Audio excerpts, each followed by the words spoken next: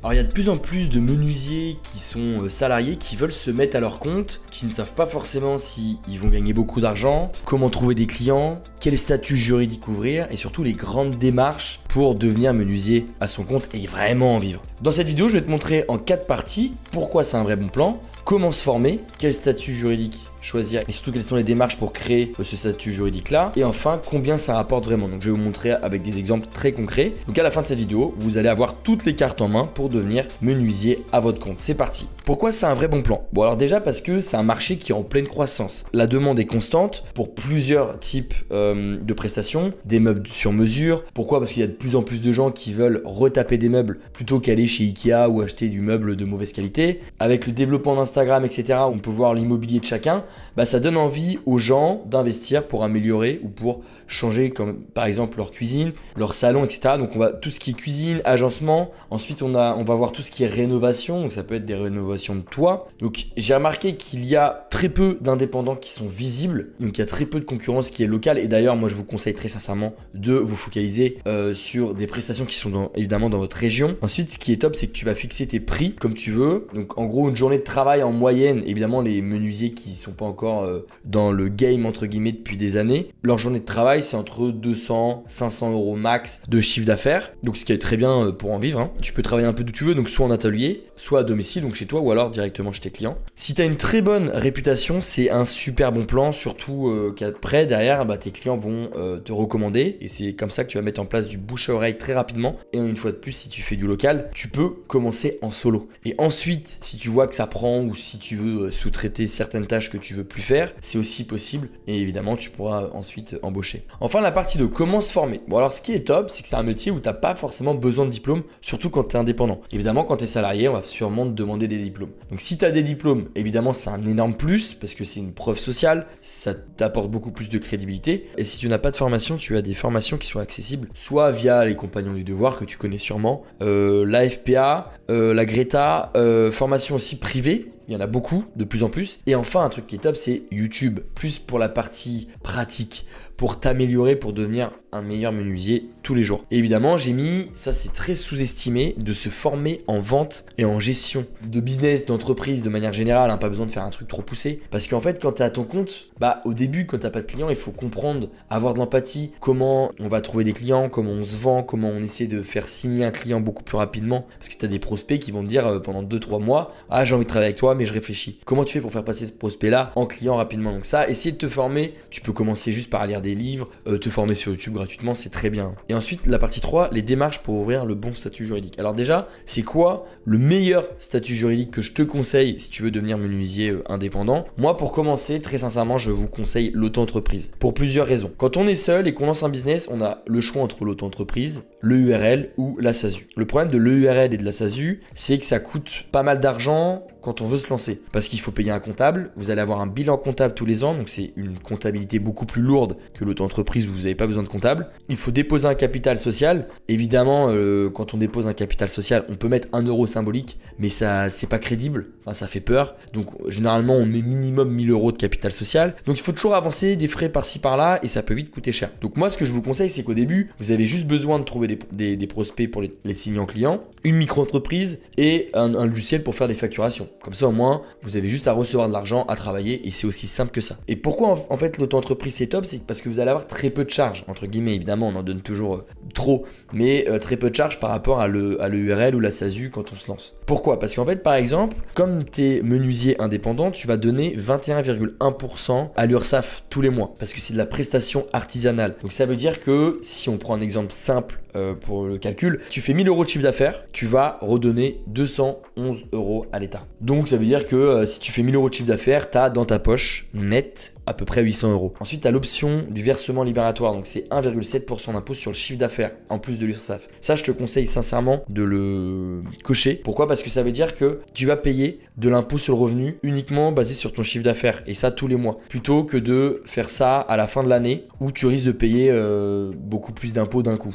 Donc là au moins c'est tous les mois, ça te prélève un petit peu à la source et c'est beaucoup mieux. Et ensuite je te conseille de faire le dossier de l'ACRE. L'ACRE c'est l'aide à la création d'entreprise. Donc en gros au lieu de payer 21%, tu vas baisser ton taux de cotisation sociale à seulement à peu près 11% tous les mois. Et ça c'est valable pendant un an évidemment, hein. Tu peux pas faire ça à vie. Mais pendant un an tu vas payer 11% d'URSSAF tous les mois si tu fais le dossier de l'ACRE. Donc ça veut dire que si je reprends mon exemple, tu fais 1000 euros, tu vas donner 110 euros à l'État au lieu de 210 euros si tu n'avais pas l'ACRE. Donc tu économises quasiment le double. Donc ensuite, quand tu crées ton statut juridique, il faut aussi prévoir un budget évidemment pour ton matériel. Ça c'est super important parce qu'il y a beaucoup de... Si tu fais par exemple du domicile, si tu vas chez les gens, il y a peut-être des gens qui ont du matériel, mais tu as aussi des gens qui n'en ont pas. Donc il faudra que tu en aies. Mais bon, ça je pense que tu es au courant, mais je voulais te le rappeler. Ensuite, comment créer ta micro-entreprise? Alors tu as deux façons de le faire. Soit tu le fais manuellement, mais il y a de fortes chances que tu te fasses rejeter par le greffe et que tu fasses des erreurs juridiques. Donc moi je te conseille de passer directement par LegalPlace. C'est un service qui a l'habitude de créer des milliers de micro-entreprises par mois. Et eux, ils ont une garantie, c'est que déjà, ils te préparent le dossier en 24 heures et tu es sûr d'être garanti anti-rejet. Donc, tu es sûr d'avoir une micro-entreprise quand tu passes par eux. Et une entreprise qui est valable sans erreur juridique, avec le bon code APE et le dossier d'ACRE. Donc, si tu passes par mon lien, tu vas gagner 15 euros avec le code Louis15 et je vais te montrer maintenant comment tu peux créer ta micro-entreprise. Donc là, tu vas cliquer sur mon lien en description et tu arrives sur cette page-là. Donc là, tu fais votre activité est artisanale. Donc toi, ça fait partie du BTP. Donc du coup, je vais mettre oui, elle est artisanale. Quand souhaitez-vous démarrer votre activité? Bon bah là, vous êtes pressé, donc je vais mettre dès que possible. Mais si c'est pas tout de suite, vous pouvez cliquer sur plus tard. Donc dès que possible. Avez-vous déjà été auto-entrepreneur? Si vous regardez cette vidéo, je pense que non. Êtes-vous sûr de vouloir créer une micro-entreprise? Là, on nous rappelle que la SASU peut être plus intéressante, mais uniquement quand on commence à gagner de l'argent. Là, c'est pas forcément votre cas. Donc la SASU, elle est top quand vous allez commencer à générer plus de 70 000 euros de chiffre d'affaires par an. Créer une micro-entreprise. Où sera fixé le siège social de la micro-entreprise? Là, vous êtes obligé de donner une adresse postale pour la micro-entreprise. Beaucoup de gens font cette erreur de la mettre à votre adresse personnelle. Pourquoi c'est une erreur? Parce que si vous êtes à déménager, il faut aussi changer l'adresse de votre micro-entreprise. Vous allez aussi payer énormément de CFE. Donc ça, c'est une taxe tous les ans que tous les entrepreneurs paient. C'est basé sur la localisation de votre micro-entreprise, donc dans la ville dans laquelle vous êtes, et votre chiffre d'affaires. Si vous n'êtes pas domicilié à Paris, sachez que vous allez payer énormément de CFE. Donc c'est pour ça que moi je préfère passer directement par LegalPlace. Comme ça, moi je suis sûr de payer la CFE la moins chère de France. Hop, donc quel est votre domaine d'activité? Donc construction et travaux. Là, vous pouvez renseigner votre identité, votre adresse email, votre numéro de téléphone. Donc je vous laisse remplir rapidement. Que recherchez-vous? Lancer mon activité en déléguant toutes les démarches de création de statut. Donc moi je veux lancer mon activité de menuisier d'indépendant et laisser LegalPlace gérer toutes les démarches pour la création de ma micro-entreprise. Continuez. Donc là, LegalPlace prépare votre dossier, donc le dossier de votre micro-entreprise. Et là, pas de panique, c'est pas un abonnement, c'est à payer une seule fois et LegalPlace se charge de tout le reste. Donc vous êtes sûr de ne pas faire d'erreur, vous êtes sûr d'être accepté par le greffe. Alors maintenant, vous allez vous dire quel plan je dois prendre. Évidemment, on est tenté de prendre le moins cher. Moi, je suis comme vous.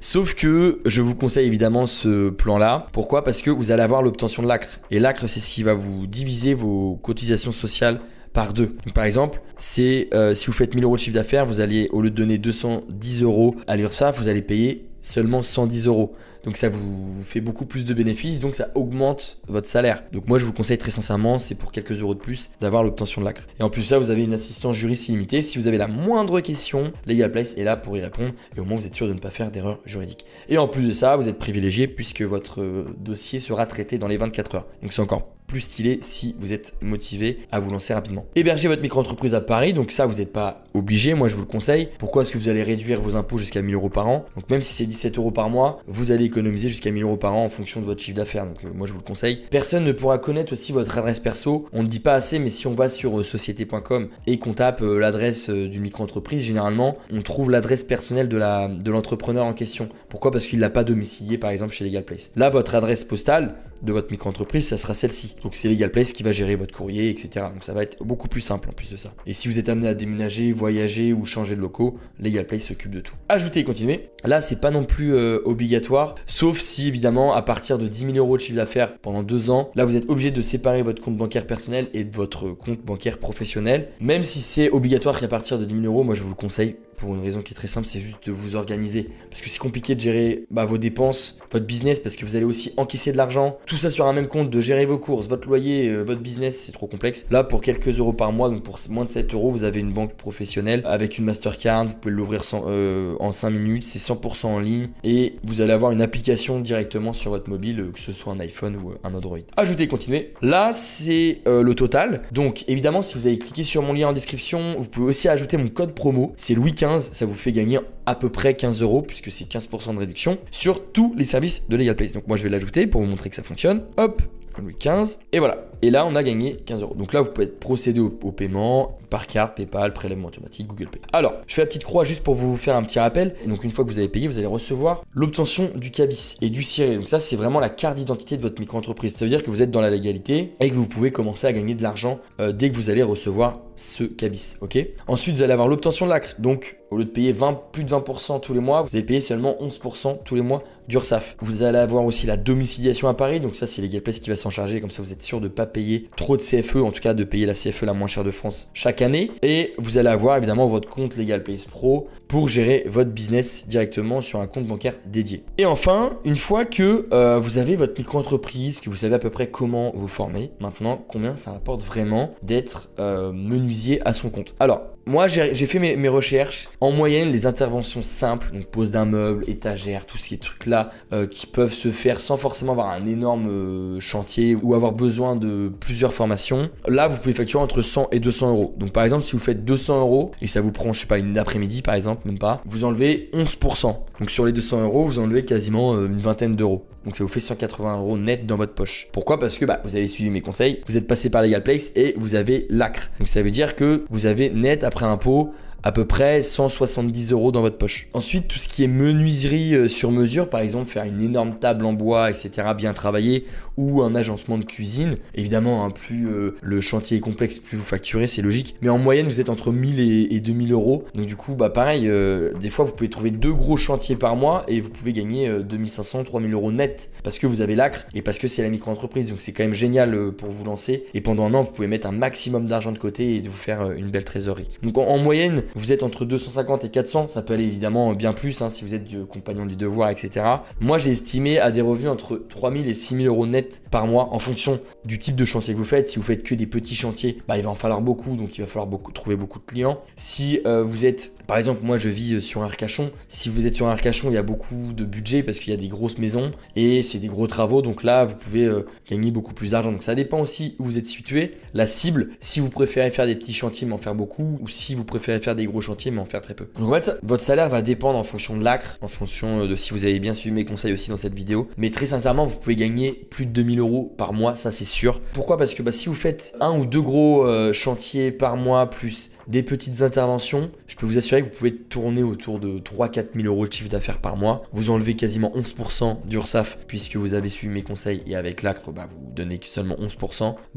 Si vous faites 3 000 euros de chiffre d'affaires, vous enlevez 300-400 euros. Donc ça vous fait un salaire net de plus de 2005. Donc du coup, faites la micro-entreprise, essayez de varier gros projets et petits projets. Déplacez-vous. Moi, je vous conseille aussi d'aller voir des entreprises, pas forcément que chez les particuliers. Pourquoi? Parce que les entreprises, elles ont souvent plus de budget, c'est des plus gros chantiers. Vous pouvez très bien aller, je sais pas, chez votre boucher ou chez votre coiffeur du coin et voir s'il y a des trucs à faire. Peut-être que votre coiffeuse veut une énorme table basse en bois, bien faite, etc. Donc ça, c'est vraiment à vous de vous déplacer. Montrez-vous. Si vous ne vous montrez pas, ça ne marchera pas. Petit hack aussi qui est top, c'est de faire des cartes de visite ou des petits flyers et d'aller voir justement votre boucher, votre coiffeur et de faire un petit partenariat. De dire voilà, si tu me ramènes un client, je te donne 10% du chantier. Et du coup, là, ça va donner envie à votre boucher de parler de vous et de vous dire voilà, si tu cherches un menuisier, tu peux y aller de ma part. Soyez aussi sur Google Maps, ça c'est super important, et d'avoir aussi une clientèle qui est locale. Si vous avez la moindre question, si vous voulez que je développe, évidemment, posez-moi la question en commentaire. Un petit like, ça fait toujours plaisir si ça vous a aidé. Passez bien par mon lien en description. Et utilisez bien mon code promo de 15%, c'est Louis 15. Et abonnez-vous aussi à la chaîne si vous voulez en apprendre plus sur la création d'entreprise et sur l'entrepreneuriat de manière générale.